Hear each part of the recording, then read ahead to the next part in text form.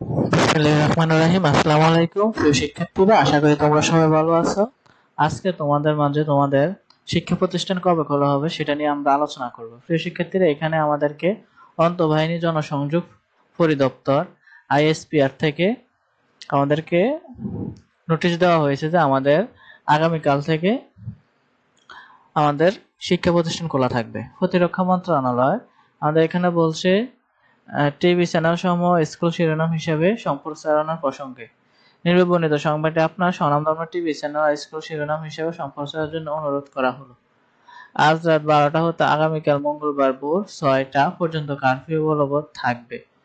আগামীকাল মঙ্গলবার সকাল হতে বাংলাদেশ সকল সরকারি, আধা সরকারি, স্বায়ত্তশাসিত, আধা স্বায়ত্তশাসিত বেসরকারি প্রতিষ্ঠান, কলকারখানা, স্কুল, কলেজ, মাদ্রাসা, বিশ্ববিদ্যালয় সকল শিক্ষা প্রতিষ্ঠান খোলা থাকবে। আইএসপিআর।